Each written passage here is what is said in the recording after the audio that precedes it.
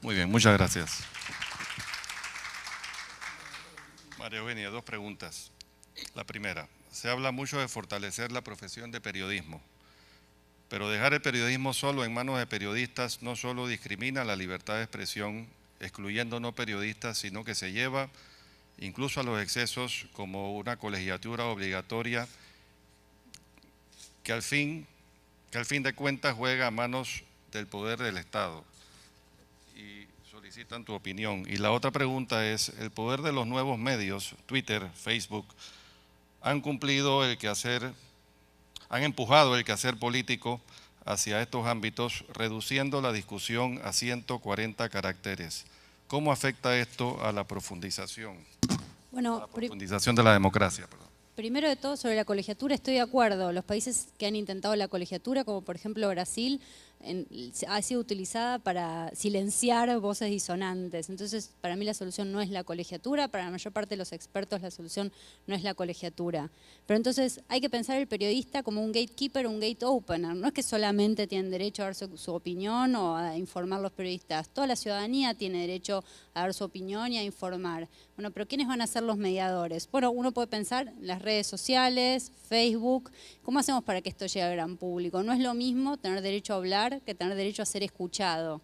Entonces, lo más importante, además de hablar, es ser escuchados. ¿Quiénes van a lograr que todas las opiniones sean escuchadas, que todas las corrientes de la opinión pública sean escuchadas? Entonces podemos pensar en los periodistas justamente como gate openers que permiten, o abridores de puertas que permiten que todos sean escuchados. Es verdad también que sería muy saludable lograr que gente de otras profesiones, empresarios, economistas, abogados, lleguen a los medios de comunicación a cubrir temas específicos. Y acá volvemos de vuelta al tema de los recursos. ¿Cómo gana más plata un economista? ¿Trabajando en una empresa o cubriendo empresas para medios de comunicación? Trabajando en una empresa. Entonces hay que mejorar las condiciones laborales dentro de los medios para que sean atractivos, para que gente de todos los caminos de la vida, de todas las profesiones, se acerquen a trabajar ahí. Y al mismo tiempo, no todo el trabajo tiene que ser, no toda la participación en los medios tiene por qué ser rentada. Entonces tenemos que lograr que los medios sean acogedores para todos los sectores de la población, los especialistas, los ciudadanos, de distintos credos, de distintas organizaciones de la sociedad civil.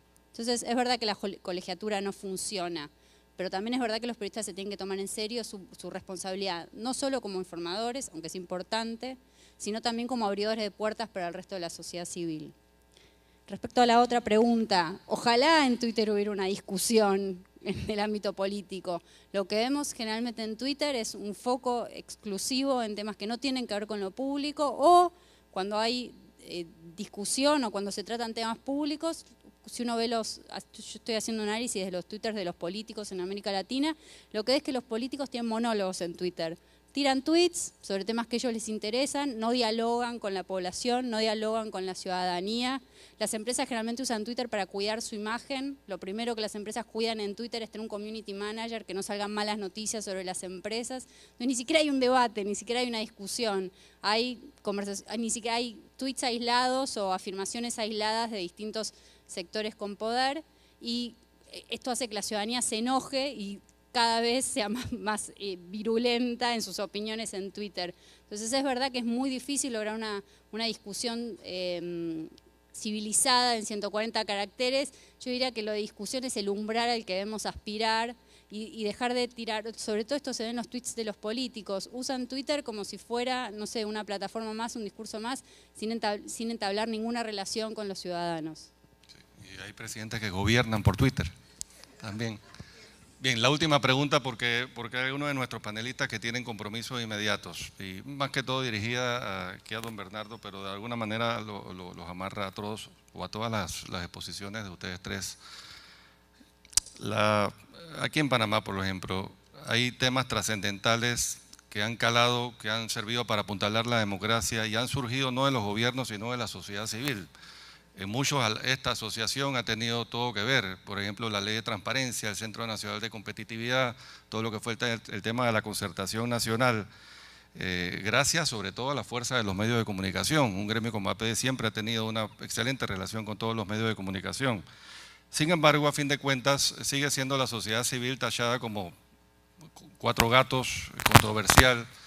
Entonces, un poco la pregunta es, ¿cómo lograr que que el rol de la sociedad civil en la democracia, lo que llamamos participación ciudadana, sea aceptado, sea entendido como algo bueno para la democracia, no con afanes de cogobernar, y un poco más o menos como terminaba don Bernardo su exposición, que se entienda que que queremos ayudarnos como prójimos. O sea, ¿cómo lograr eso? ¿Cómo lograr que la sociedad civil sea tan relevante, sea entendida tan relevante como lo que es un partido político, etcétera? Y ahí la dejo, y si alguno de ustedes quiere comentar también. Sí, yo creo que, en primer lugar, con acciones, Es decir, la sociedad civil se prestigia a través de sus acciones. Médicos Sin Fronteras es una organización de la sociedad civil. Es un patrimonio para el género humano que haya una organización tan noble que está en Human Rights Watch. Cada una de esas organizaciones, Amnesty International, todo eso es sociedad civil en acción, ¿no? Warren Buffett es uno de los hombres más ricos del mundo, ¿no? El tercer hombre más rico del planeta, el inversor más exitoso de la historia de Wall Street.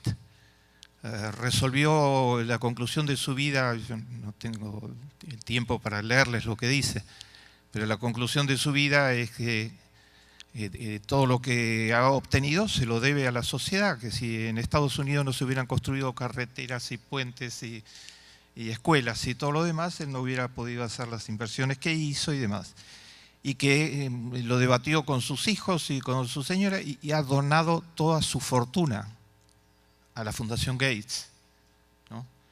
Es una donación que excede, que no es un monto físico, sino que son las acciones en el fondo Berkshire, que es el fondo más próspero.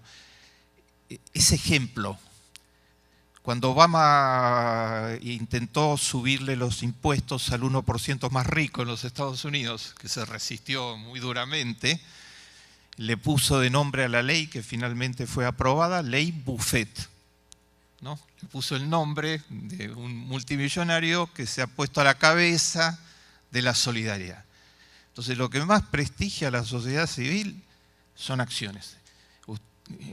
Acciones como estas que ustedes hacen, y otras que tienen en agenda, y muchas otras que ampliando cada vez más la convocatoria pueden hacer, y después enseñar la participación en la educación.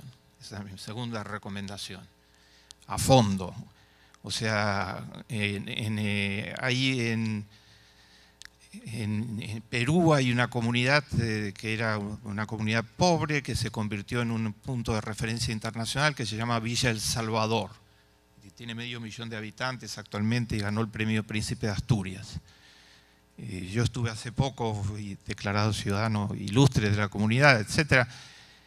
Ellos enseñan a los chicos en la primaria, es una comunidad autogestionaria participativa, ¿no? Todo lo que han logrado lo han logrado con sus propias manos. Enseñan a los chicos en la primaria a participar. Entonces son muy humildes, pero tienen una caja para los chicos en la primaria. Los chicos en la primaria se organizan, eligen sus autoridades y eligen cómo van a usar esos recursos, si para mejorar los pizarrones, si para poner flores alrededor de la escuela humilde, etc. La participación, hay que educar en participación y eso va a crear las bases hacia el futuro. Y por el otro lado, buenas acciones permanentemente.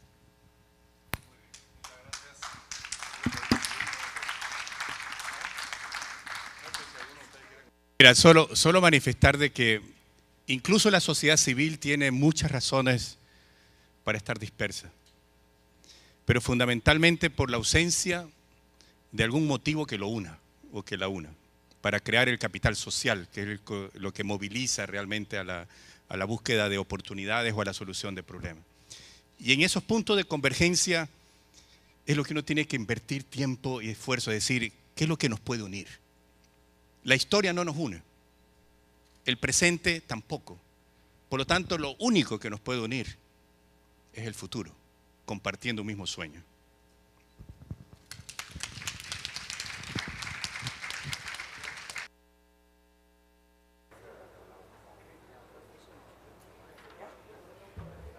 Bueno, con esta última reflexión hemos concluido el cuarto y último panel del día de hoy. Invitamos a la presidenta de CADE y al presidente de la APEDE a entregar los obsequios a los conferencistas de este último panel.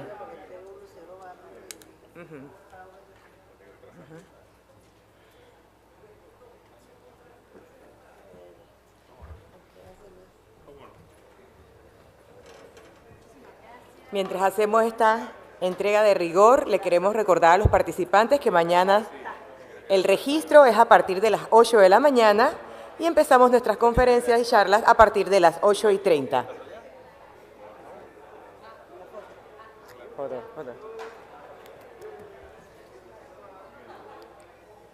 A todos les deseamos una excelente tarde. Nos vemos mañana a las 8:30.